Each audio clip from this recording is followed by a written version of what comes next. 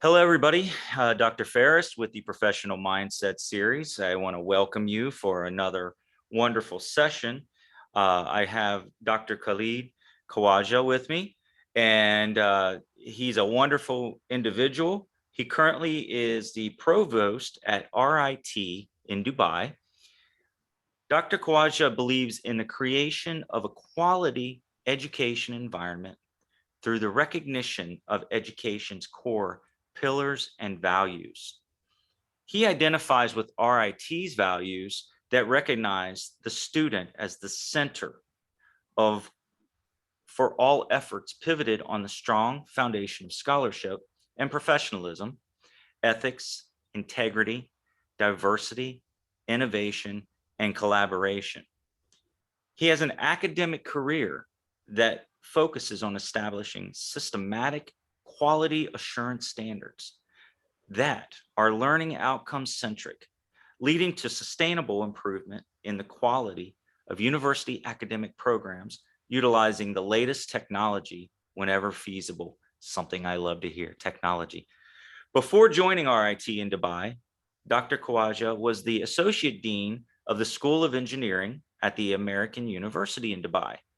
His effort there focused on creating a premier educational environment, recognizing various human dimensions and utilizing state-of-the-art assessment processes that use Java technologies to assess the learning outcomes, accomplishment at various levels.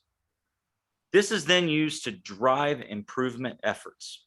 He also provides architecture and system consultancies to several corporations. Dr. Khawaja has over 17 years of experience in Java technology and is the owner of LinksSaver Android application and is the architect of many enterprise systems. His experiences also include his time as the VP of product development at Digilore, solutions architect and project manager at InfiniteTiers Advanced Software Technologies. Can't speak this morning, excuse me. Senior integration engineer at EDS-PLM Integration Services, senior software engineer for SDRC, currently Siemens PLM Software, and an adjunct assistant professor at the University of Cincinnati in Information Technology Department. Dr. Khawaja has delivered many projects to Fortune 500 companies. He's also delivered over 50 professional training courses. He holds a Bachelor of Science, Master of Science, and PhD from Purdue University in Computer and Electrical Engineering. His consulting and research activities in the area of software development and enterprise system architecture and technologies. Dr. Khawaja, I am humbled to have you here with me today. I want to thank you for volunteering your time to come on the show to talk about the professional mindset, because I can only imagine in all these experiences that you've had how the professional mindset has played such an important part. And what I would love to find out from you, which everybody knows how I start the show, those that tune in on a regular basis, is, you know, what we look at as the professional mindset is different for everybody. And I would love to hear from you what your definition and what your idea of the professional mindset is. Yeah, well, thank you, Trey, for the introduction. And I'm also humbled and honored to be here with you. And I hope that this can help enrich, the program, and hopefully it'll help somebody somewhere. Um, so yeah, professional mindset. In my mind, that when you sent me the details about this program, and what it really got me thinking about it. And I really, from my perspective, the professional mindset is really two elements, and really this is how I approached it throughout my career. Mm-hmm. Uh, uh, professional mindset in my mind is two pieces, two parts. One is to be at the top of your profession, skills wise, and Mm-hmm. number two is ethics. Mm, And that's how I define it. mm-hmm. You know, people like to think of being professional is, you know, how you look, how you talk, how you present, and all these types of things. And while these things are important, I don't think they're the core. Mm-hmm. You can do whatever you want cosmetically, and if you're not at the top of your profession, you're not going to get anywhere. You're going to be exposed at one point in time. And if you're not ethical about how you do things, about how you know, why am I dealing in a certain way with the people I work with, the people I interact with? Is it because I just want to succeed in my profession? Um, it's not genuine. Mm-hmm. If ethics is not at the core of why I'm doing this, again, eventually I'll be exposed because I'm not genuine. I'm just faking it. So really, these are the two pieces that I've relied on throughout my career, and I think it is what I think made me what I am today, in the sense that I'm satisfied career-wise of my accomplishments. Mm-hmm. Um, and I think that again, that's really the key is no matter what we achieve, the key is for us to be satisfied with what we're doing, right? Yes. If I mean, it's not about the media effect of or the outside effect of where we are, because you can be observed by people from outside that you're really successful and you're doing great and all that, but if you're internally not satisfied, it's really irrelevant. At the end of Mm-hmm. the day, we want to be satisfied, we want to be happy with what we're doing and where we at, and if we are, then that's it, you got it made, right? Yeah. So really, that's how, and I can give you examples. When I started, my first job after my PhD was at Structured Dynamics Research Corporation, SDRC, which is a Mm-hmm. company at the outskirts of Cincinnati. It's now Siemens PLM. And I've learned so much from that company. I mean, it's primarily a software engineering company, right? They Mm-hmm. produce basically a premier CAD modeling package. And I was in the graphics group. Okay. And I worked there, when I started. I mean, the team I worked with, they taught me real software engineering, what software engineering is all about. I mean, uh, definitely that's something I gained from there. But uh, it was really intense research work to really get, various graphics problems solved. And Mm-hmm. I can talk about that quite a bit. But the point I guess I'm driving at is that 3 years later, uh, with all the intensity of the problems we were dealing with, I felt that, you know what, I want to learn more. I mean, I think I have the foundation Mm-hmm. in software engineering, but I don't want to be doing this, this same thing for the next 20 years. Uh, it felt like I'm solving the same problems again and again. They're interesting problems, but you know, uh, it just felt it's just the same job. Yeah.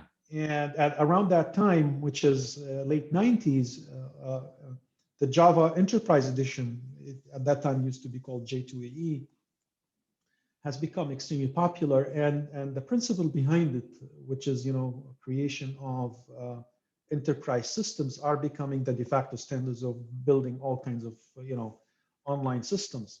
Mm-hmm. And I thought, I have the foundation uh, uh, for really, gaining experience in this. So I started looking for opportunities to really get into that world. And it so happened that SDRC bought a connector that's based on the J2EE Enterprise Edition, Mm-hmm. and they were going to use it to basically connect the CAD product to any outside system. But then you need to architect for that. Okay. Uh, and I remember the lead engineer for that time was, um, you know, a person that I still consider a friend and a mentor. His name was Sandy Mustard. And he, you know, I, I wanted to join that effort, and little by little, I actually switched gear. I moved from the graphics group to that integration group, Mm-hmm. and it was totally different in the sense that now I'm actually dealing with clients. Yes. Whereas within the graphics group, it was intensely, coding, software engineering, research work, debugging, all that type of stuff, analysis, design, development, testing, debugging, but no client interaction. Now all of a sudden, I'm actually having to interact with clients, but it gave me the opportunity to really learn all about uh, um, this new technology, and little by little, I became an expert in it. And still, some of the projects I worked on, I find out that they're still running up until today, from the late 90s. Wow. One manager I worked with for a project we did for Synergy, the power company. I was communicating with him over LinkedIn, a few months back, and he was saying, the project that you worked on for the company at that time they're still running on it right now. And I can't tell you the pleasure it gives me when I hear things like that. Yeah. Um, and then, and again, you reach a point where like, I'm really good at this. And the market is really moving after that. So 2003, actually 2002 timeframe, decided that maybe I need to go private with this. And with a friend of mine, we opened a company. It's at that time we called it InfiniteTiers. It's now called ITG Software. I left that company in 2005. But I'm so happy to know that they're still running and they're still successful, Yeah. and they're really doing a lot of great work. But I was one of the founders for that company.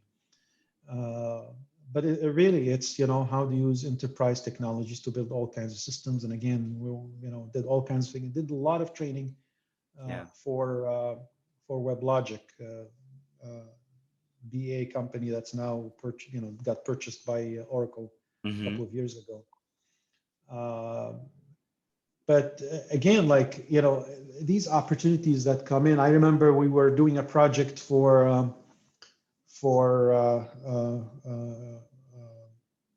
Hobson's in Idaho, Boise, Idaho, and it was all based on the WebLogic server. And BA was like, you have a PhD, WebLogic. Would you like to get involved in training? And of course, sure. It allows me to learn new things. Yeah. And again, it's that attitude, I think, is that, yeah, I like to be on top of my skills. And if this can add to my skill set, I definitely want to do it. So over a span of 2 years, I delivered probably more than 40 engagements for them.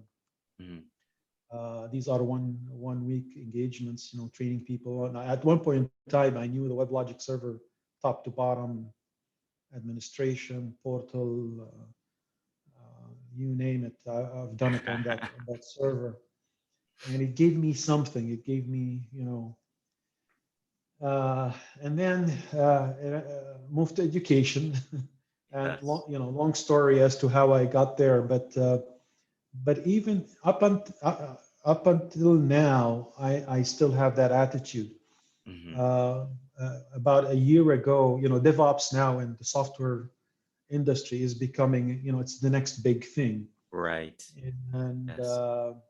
again, I was like, okay, yes, I'm in administration, but I'm not going to let go of the skills I learned over the years. And I went and I got certified for DevOps as a DevOps trainer, and that actually opened the door for me to engage with various companies who are trying to get on DevOps. Mm-hmm.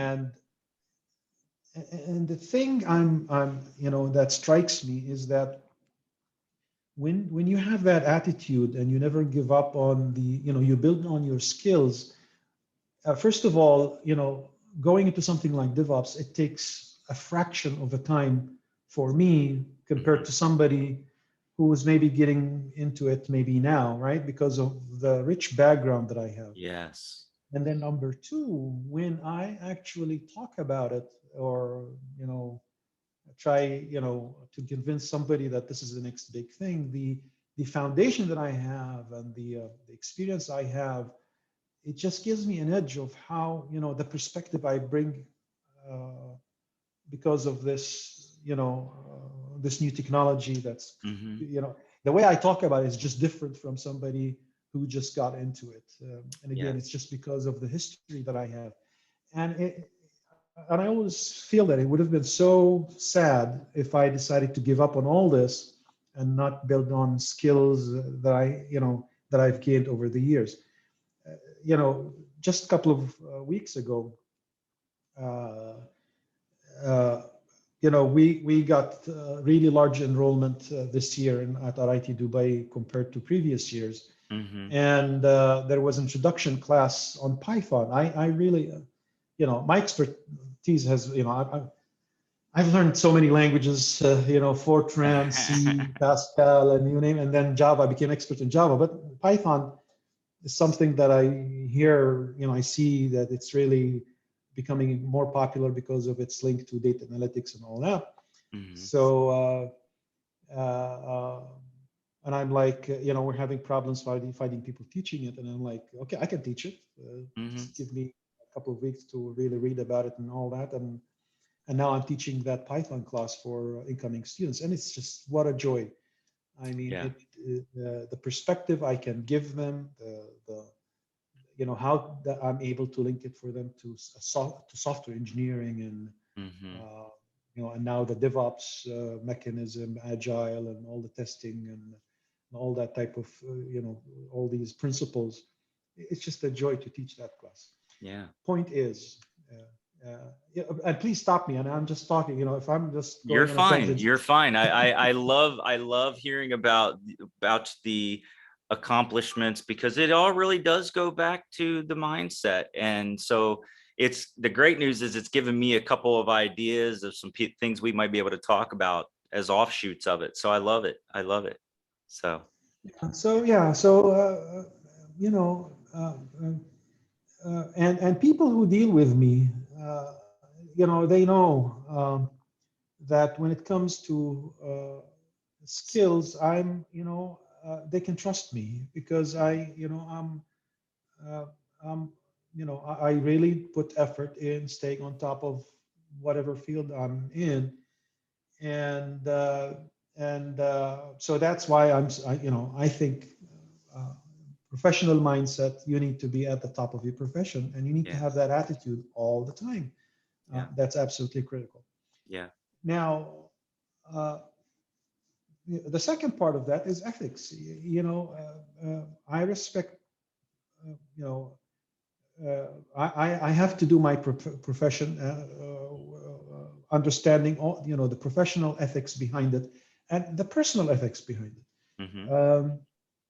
Uh, and I think again, and I mentioned that before. If everything has things that I do have uh, uh, uh, are founded, or the foundation of that is based on ethical principles, then everything it just fits in place, and people appreciate uh, that it is based on that because they feel it's genuine.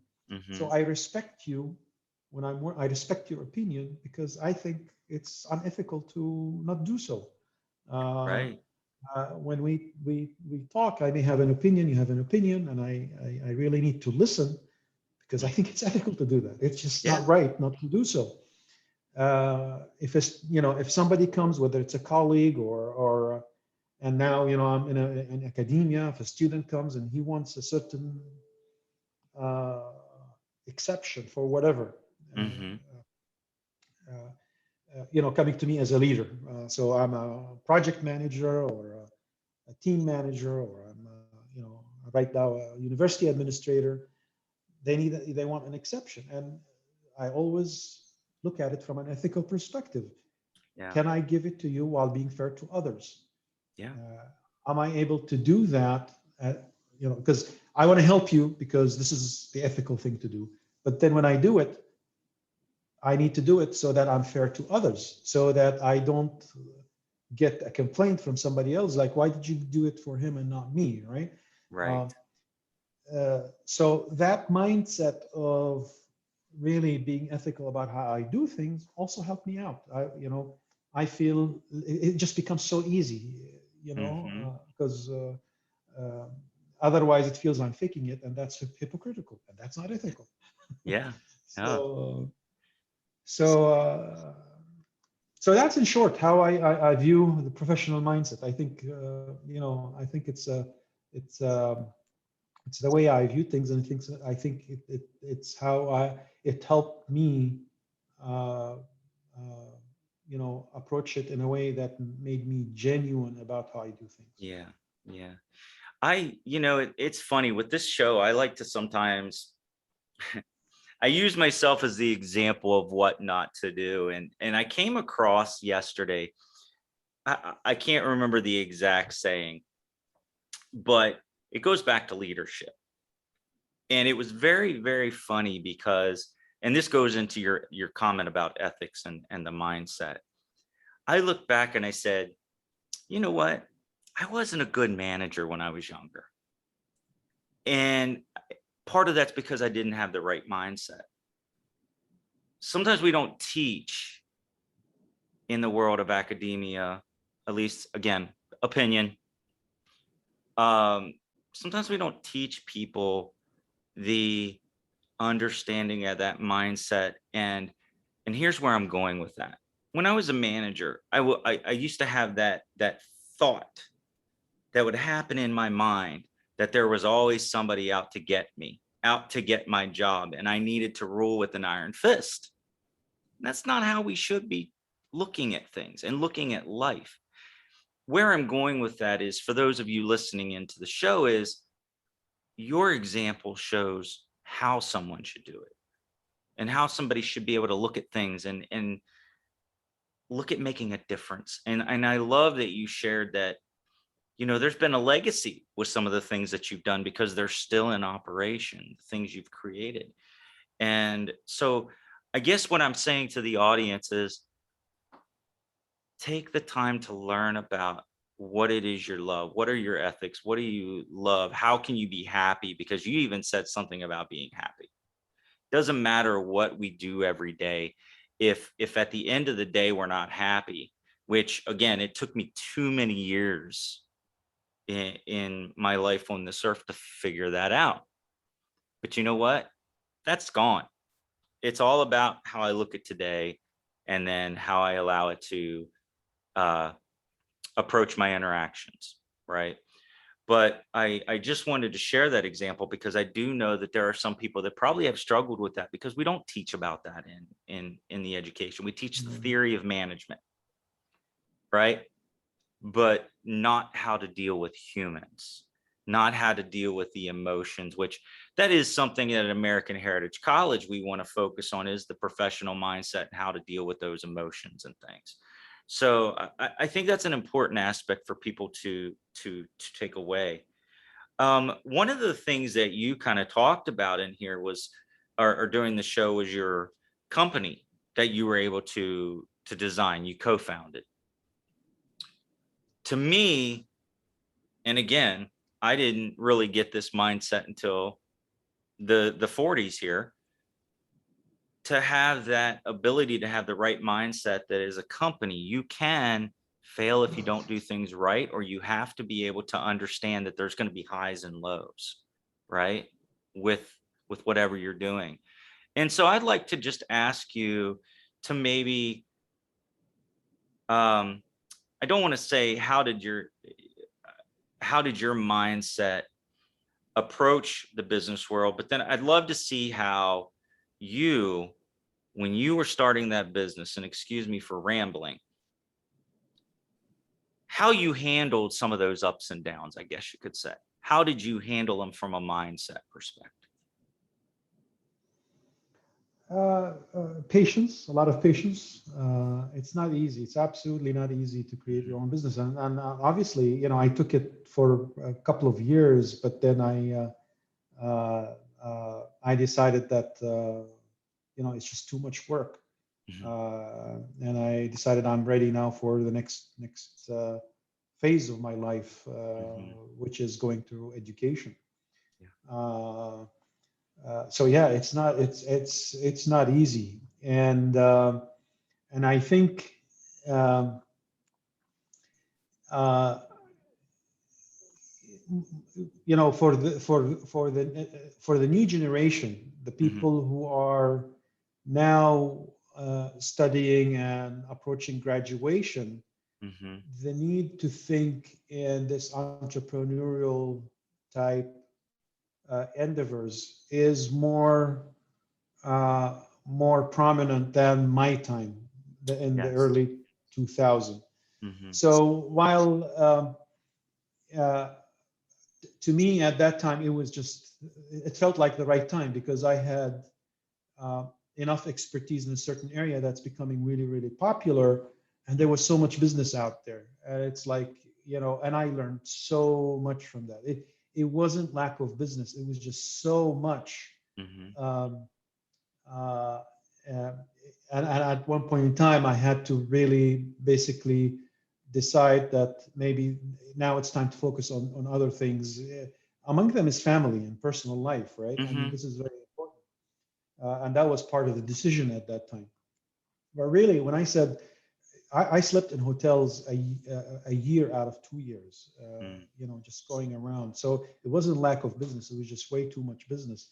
And Mhm. at one point in time, it's like, okay, great, I learned what I needed to learn, but it's for me time to move on because yeah, being happy, I think, and is very important. Being satisfied Yeah. with what you're doing is very important. But now, and I think now, my age and my perspective as somebody now as part of an education system and as an educator, um, I think it's more pressing right now to teach Yeah.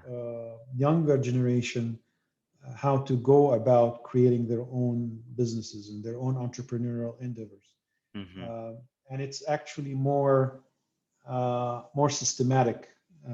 We can be more systematic about it in teaching those principles. Mhm. But it is now out of urgency rather than, oh, we think that our graduates can be successful doing that. I think it's beyond that. I think Yeah. we have to do it. And being in Dubai, the urgency is even more because the region I live in right now, it's just way too young. Mhm. On average, the uh, uh, the median age in many of the countries here uh, is in the 20s, Mm. and there is no Okay. way that there will be enough jobs for all of them. They really need to have that mindset, and I think even the world in general. I mean, it's getting populated to a point where again it's not an option. So uh, uh, uh, definitely having that entrepreneurial mind. I had that because of my upbringing. Mhm. My family was always in business, so I had that. Uh, uh, I had the skills and then a lot of patience I guess and courage to Yeah. really make that decision and just go for it. But now I would definitely approach it totally different. And maybe if I had somebody that gave me that foundation, maybe I would have stuck with it longer and maybe done even better. I don't know. Yeah. But definitely now I learned that there is a systematic way of teaching entrepreneurship. And Mhm. I think it is extremely important that we we embark on giving this to especially the younger ones. That's not to say that somebody my age cannot learn these things and go about doing Right. something. Absolutely not. I mean, we all. This is not age bound for sure. Right. But Yeah. just because I'm in education, I feel the obligation to really give that in our education, to our students. So, I can go on talking about that. How do you teach entrepreneurship and innovation? How do Right. you actually go about it? Do you teach it in a course? Do you actually make a journey out of it? what kind of things you can make to really create within the education system. I can talk a lot about that here at RIT Dubai, and being part of RIT Hmm. uh, global campuses with link to RIT in New York. There is so much that's being done in that area. Actually, RIT, the latest uh, World News report on rankings and all that, RIT is Yeah. actually ranked in terms of innovation, I think 66 or something like that. Wow. So the co-op program at RIT is one component of that story, but there's so much that's happening as a result of that. At RIT Dubai, we just moved to a new campus a couple of months ago, and the anchor building in that campus is a dome-shaped building. Hmm. We're calling it the Innovation Center. Love it. And you go there, it's just big space, really high ceiling. Yeah. I don't know, just a dome. It's all empty from inside. Uh, and the idea is just to have companies come in, mingle with Yeah. students, and so that we can provide a venue for that interaction and for ideas to flow, so that they can come up with entrepreneurial ideas. Yeah. Uh, so yeah, I can say a lot about that, but definitely, I mean, your question is very timely. I Yeah. think it's extremely important. I, Uh, yeah. but yeah, and the point I guess I'm trying to make, what I did then, definitely so much. I would go about it very differently Yeah. now if I go through it, because there were a lot of mistakes that I feel I made at that time that I would have avoided had I known what I know now. Absolutely. I think that, like you're saying, and I'm going to look at, and I often talk about this on the show, is because I have teenage daughters that I raise, is I think right now we inadvertently have started to teach them in some respects about finding the mindset, because they experienced us working the year you spent traveling or away from home, the number of hours, and they're in a different world and different view of it, about how they look at things. And I think it was kind of a way for them to open their eyes to say, I don't really want that. I want that happiness a little bit. But I think what you're saying is correct. They're in tune, they see influencers making it in the world, and they want to know, which those are entrepreneurs, obviously. They want to know, how do I do that? But they don't know how. That's where you're talking about those ideas of teaching them entrepreneurship, right? Finding out, is that going to be the right world for them? Because they may find that, I don't know if that's the amount of time I want to make it happen. I think they feel like entrepreneurs just happen overnight. And sometimes it Yeah, takes a it lot of is. work. Yeah. It takes a lot of work. Well, yes, it's a commitment. Hmm. But I think our job is to really empower them Yes. uh, uh, with the tools and the Hmm. mindset to be entrepreneurs. The design thinking mentality, the Hmm. all the phases of ideation, all the way to prototyping and building. Uh, Principles of innovation under entrepreneurship. Uh, uh, that it's not about the idea; it's about making the idea. Yes. Having the if you really feel for the idea that you have and you think it's going to be successful, it's going to make you happy. If you're There you successful go. with that idea, Yeah. well, do you have the stamina, the will, the patience, the skills, the ethics that I've talked about earlier, to really embark on it and really do it? Uh, and I think uh, all we can do is make sure we empower them with all Yeah. these foundations. But then, yeah, at the end of the day, each individual has to make that decision, Yeah. and um, and whatever it is, they need to just make sure they can stick with it and get it Yes. to fruition, I guess.